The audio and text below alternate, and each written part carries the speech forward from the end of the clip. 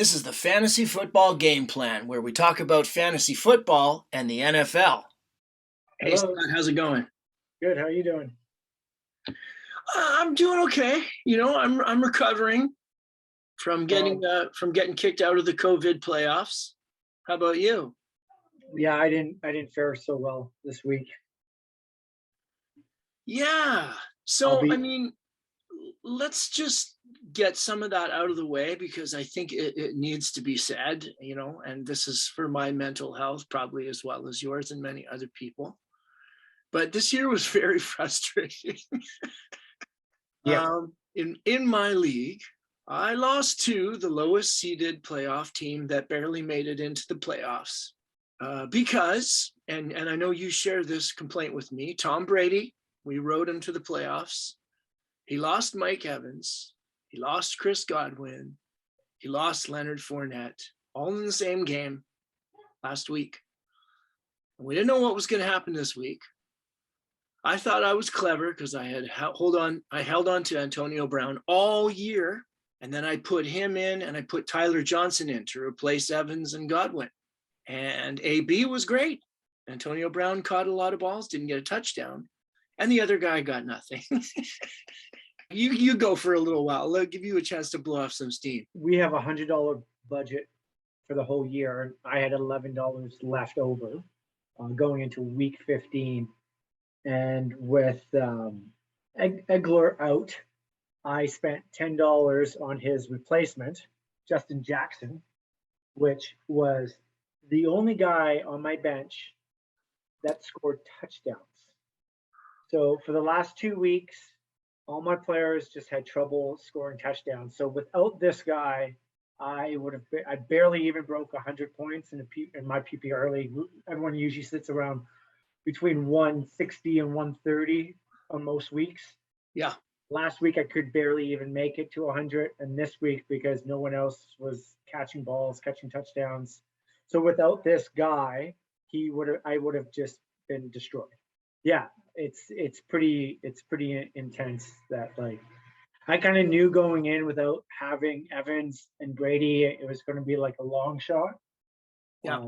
But Pittsburgh playing as bad as they are, and Harris being out as my RB1, running back 2.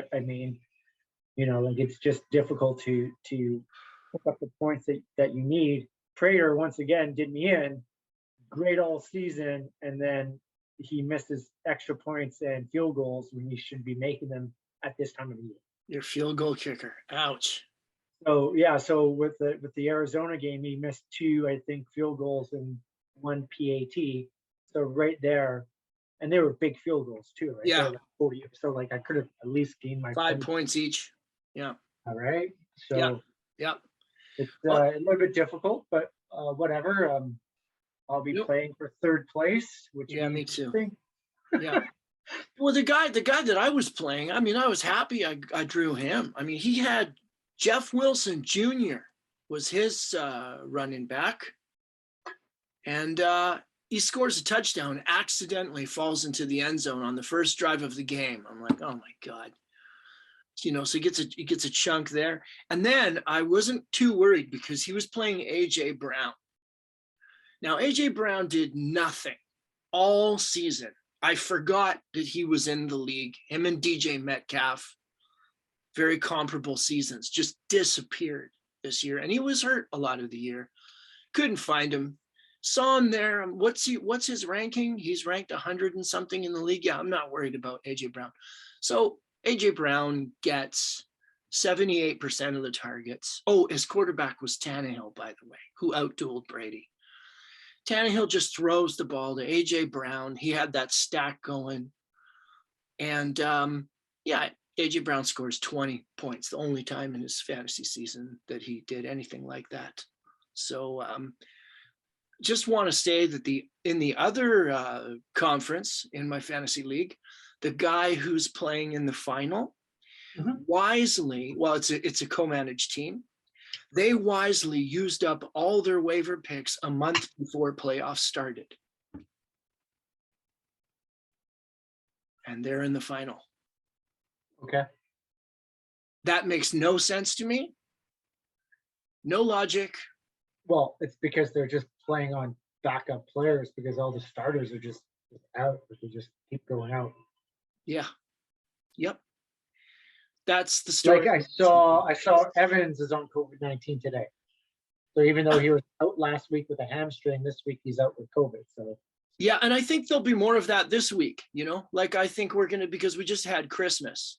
So we're going to see COVID cases popping up in the next 2-3 days that are going to have huge implications for not only next weekend's games, not only fantasy playoffs, but actually real life football playoff. There's a lot that hasn't been decided yet, and COVID could decide a lot of it. Well, let's get into it. Waiver wire, I'm sure people who are lucky enough to be in the finals don't need any of these players. Done their due diligence and have picked up the players that they need to pick up. So, I guess this is also just talking to those consolation rounds. Okay. But we could go by pretty quickly on yeah, who's hot and who's not going into the last week. Yeah, I mean, hopefully you're not riding Tannehill for your starter, but apparently he's better than Brady. So, maybe you got him. I mean, who do you like as a quarterback if you need to go to the wire this week? There's not much to choose from. Baltimore. Okay. Now there's another thing. The guy I lost to, I predicted my own death in fantasy because he had the only decent tight end in football. He had Mark Andrews. Right. But I wasn't worried. You know why? Lamar Jackson's out. I almost picked up Lamar Huntley the night before, and I thought, you know what? He'll probably have a better game than Brady. Tyler Huntley, you mean? Thank you. I almost picked up Tyler Huntley because I thought he'd have a better game than Brady. I was going to do it. And I thought, I don't know. What if he gets COVID? I thought he won't get COVID. Anyways, the next morning I wake up, he's got COVID. So they found some guy from another team he played for earlier this season, played for somebody else. Sure. Anyways, throw him out there. And he just throws the ball to Andrews over and over again. You got to have a tight end in fantasy, even though there aren't any. That's the recipe for winning. He's the difference maker. You got to have a tight end. Next year, I got to find a tight end. Well, anyways, he's someone I think, if he's not on COVID, he should pick up. What's his name? Tyler Huntley. No, he was out with COVID. Who was the guy they played? Josh. Oh, I don't know. Josh Johnson. Yeah, Josh Johnson. Yeah. But he's not playing this week. Well, COVID, we don't know. I don't know if I don't got spanked by Cincinnati, so I don't think they'll put him back in. Well, they don't have anybody else. They've got him off the street. He's their third string guy. Okay, anyways, I only have, when we've talked about these guys before, so I'm just going to rattle off because I don't think we need to go on and on about it. Justin Fields of the Bears. Any comment? No. Jimmy Just G. watch over his head if his head's still on by the... Yeah, a headless Justin Fields. Jimmy G and Mac Jones might be available on your wire if you're in the final. I don't know if that helps you or not. Quarterback's very thin. I think we should just move on. Okay. Running backs. Right. There's some guys, there's some combinations of guys. You mentioned Austin Eckler being out. So Justin Jackson was a huge play. What about next week? Which of those guys is going to play, or are both of them going to play? Well, with Eckler having a sore foot, they were kind of splitting the backfield prior to him going out with COVID. So I think resting up to playoffs. First, they got to clinch. They have to get a wild card. But I think they're going to just do split the backfield for the remainder of the year with those two guys, and then probably give the workload to Eckler as it gets into crunch time. But who knows? If there's people with COVID, then who knows, right? So, okay. So Justin Jackson from the Chargers. Then the combination of Williams and Gore from Kansas City are a possibility because we had the injury to Clyde Edwards-Helaire. If you could get either one of those guys, I think they'll probably help you. Mm-hmm.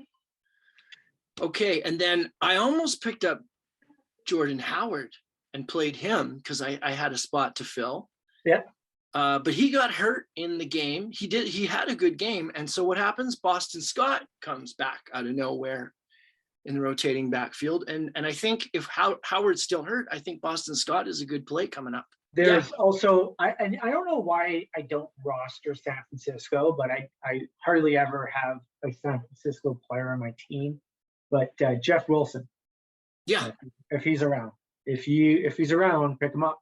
Yep, I lost partially because of him, so I would say that's a good suggestion on your part. And I'm going to say this guy because I know you won't even try. But from Jacksonville, because of the injury to James Robinson, Dare Ogunbowale, Jacksonville. Okay, I'm pissed off at Jacksonville. Yeah. I think the quarterback's a piece of crud. It was the last play of the game. Yeah. He scrambles for 32 yards. He has the choice to either step out of bounds or try and sacrifice his body for 3 yards to get into the end zone to win the game. And he runs out of bounds. Now that shows me that guy does not want to win. And I am completely over Trey Lawrence as a human. Like, he had one thing to do, was win against the Jets. And he basically could have taken the game on his shoulders, but he decided to run out of bounds to put it on his arm rather than his legs. He's a 21-year-old man. He has a problem sticking his head out and try and go for that touchdown. If this Dare Ogunbowale wants Dare somebody, Ogunbowale, yeah, go pick him up, do whatever. I think Trevor Lawrence wanted to reward his owner, Khan, for selecting as a head coach Urban Meyer and giving him that gift as a rookie in the NFL. I think Trevor Lawrence probably rolled out and said, "You know what, Khan? This one's for you, buddy." Yeah. That's I don't know. As a football player, I think you should always try and win. Regardless. And all he needed to do was just try and duke out a cornerback. God forbid you're 6'6", 220 pounds, whatever. Well, and your speed, you're already going at 100. You're already going at 100%. The guy is waiting for you at 0. Yeah. So right there, you already have the momentum. Just run as fast as you can in front of him. I think some guys are definitely checking out. Some of the guys on some of the teams that are done, they're just thinking about the new year and their vacations. Well, I wish I was in Florida right now. It's pretty warm over there. Yeah. Well, and as long as you're triple vaccinated, it wouldn't be a problem, I guess, if you wear a mask. Okay. Got Rashad Penny. Is facing Detroit. He's playing for the Seahawks, and he's splitting time with DJ Dallas, but he's definitely the running back that you'd want between the two of those guys. He had a great game against the Bears. Yeah, Seattle's another team that, I don't know, it's always hit and miss. It's different all year long. Their running backs have changed. It's like kind of predicting New England's running backs. It's been very hard all season. I kind of thought about the same thing too with Tampa Bay at the beginning of the year with their crowded room with Ronald Jones and Fournette, and Fournette definitely took over the starting position there, and I didn't want to touch any of that, but Seattle's just same kind of homer could be running the ball tomorrow, who knows. Yeah, Ronald Jones is a great guy to have now if you made it to the final, but chances are if you depended on him to get you there, you didn't make it there. Yeah.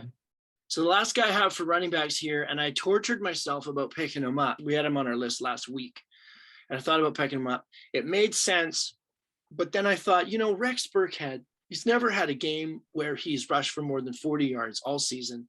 They're playing the Chargers, who are going to kill the Texans, and Burkhead's not done anything. So what's he going to do?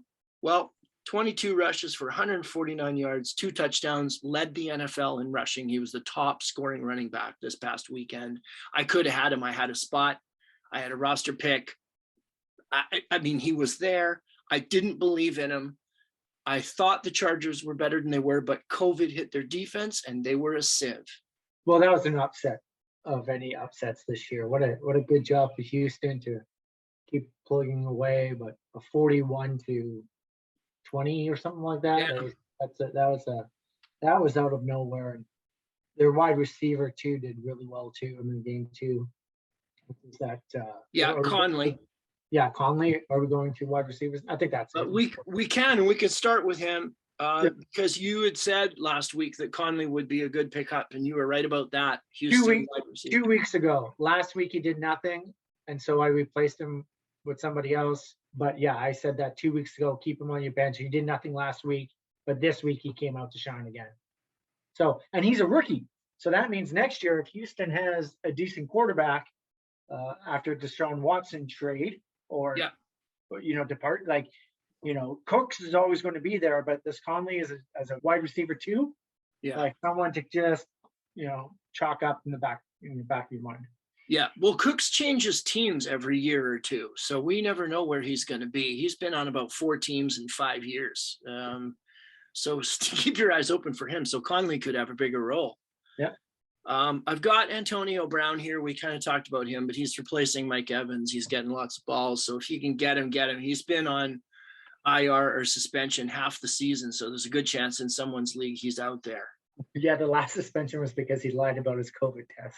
Yeah. Yeah. Like he just like no matter, like he's a little bit under the radar from when he left Pittsburgh or into Vegas, but he's still doing the same kind of shenanigans that he's always like, you never take the exactly. Like it's a mindset that's just odd. Yeah. Okay, so I've got Josh Palmer on this list because I think the starting wide receivers in the Chargers organization are all out with COVID, and I don't know when they're coming back. Mike Williams is out.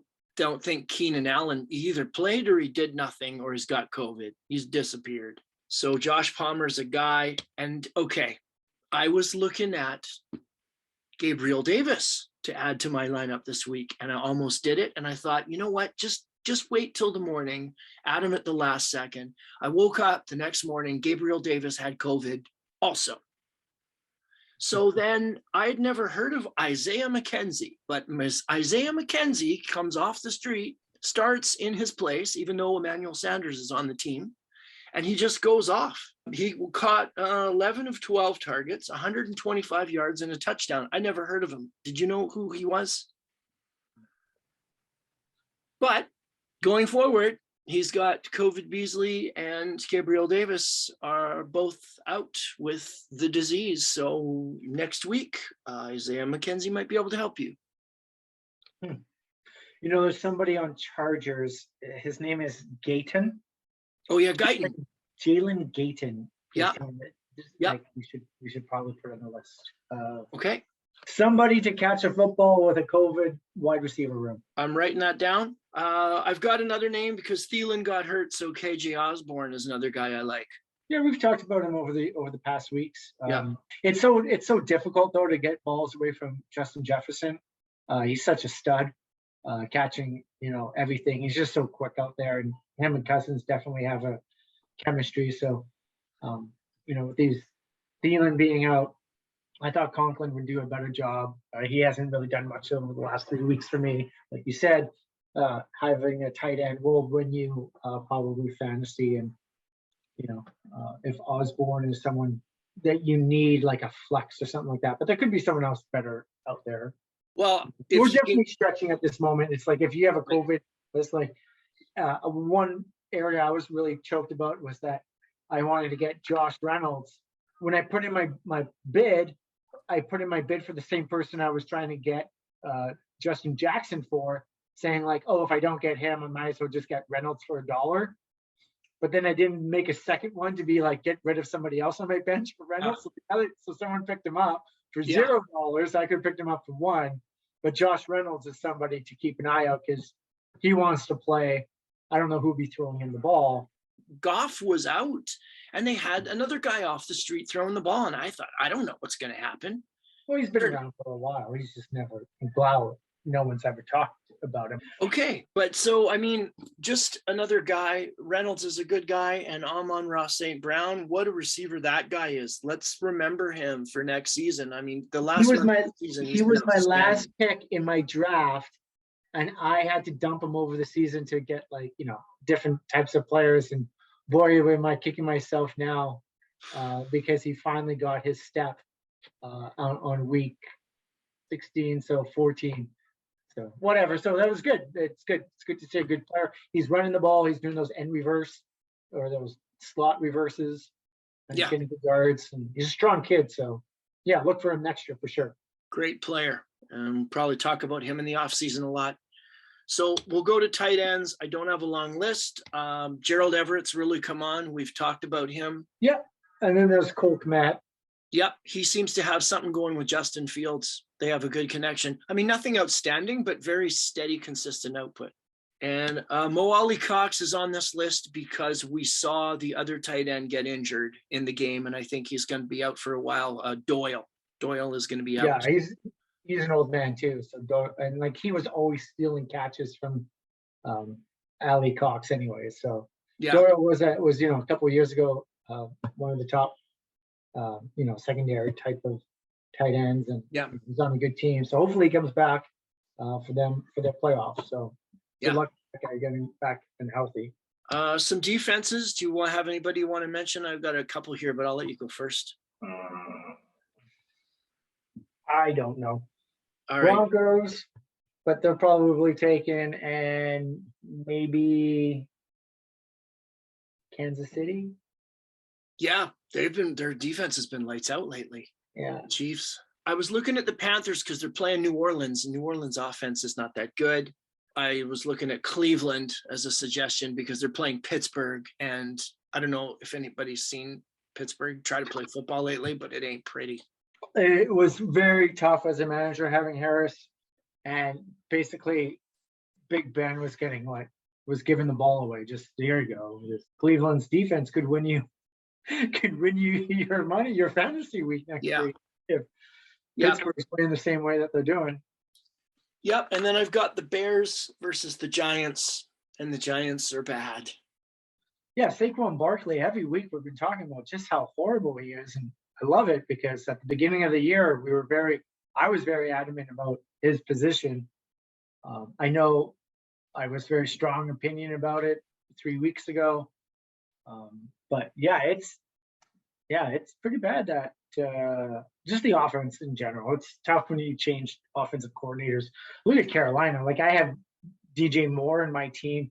That team hasn't been able to score a touchdown forever. Like Cam Newton just looks horrible. Anyway, so it's a very different time.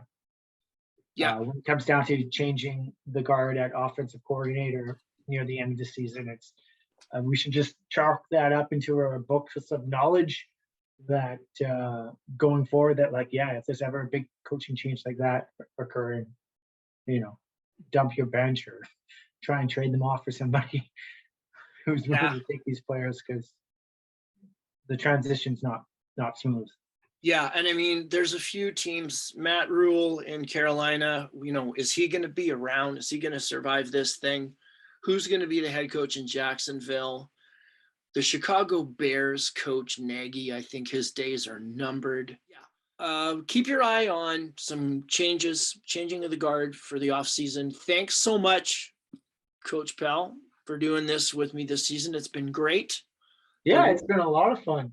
16 weeks have definitely flown by fairly quickly here. It was a good ride for when we were winning, but then playoffs and COVID comes around, and I just hope that there's an NFL season going into playoffs because that would be a long season if everything gets canceled. Yeah, not like the NHL where they could or the NBA they can kind of juggle games. You just can't just say, okay, you can't play football for a month and then go into a playoff season to try and get it. So hopefully, like you said, this Christmas break doesn't wipe out too many teams. Yeah. And hopefully we'll be closer to being on the other side of the whole COVID thing by the time we get into the NFL season next year. And hopefully we're not talking about COVID, during fantasy playoffs next year. But I mean, it could be. But hopefully we've helped a few people along the way this season. Yeah, we definitely picked out some gems, that's for sure. Yeah. I think we definitely had a good ear on the ground and who was up and coming, especially 2 weeks prior to like a breakthrough or keeping track of who's coming onto bye weeks and who to pick up and drop. So Yep. Yeah, I think it was very knowledgeable for me. Just Yep. go through it. So yeah, Yeah, hopefully it helped me. It helped me a lot. Just this discussion back and forth helped me manage my team, and hope it helped some other people too. And I think what we'll do is just take a little bit of time here away, and then we'll get back into doing some stuff in the off season once we've had a little bit of a break. But there's no competing next week, so there won't be any point in talking about waiver wire picks next week. So this is it, the last show for the year. Yeah, good luck for third place. Okay, you too. All right, man. Have a good night. Okay, thanks a lot. Bye. Bye now. Thanks for watching the Fantasy Football Game Plan podcast. Need coaching on your lineup? Drop us a line and we'll discuss your dilemma.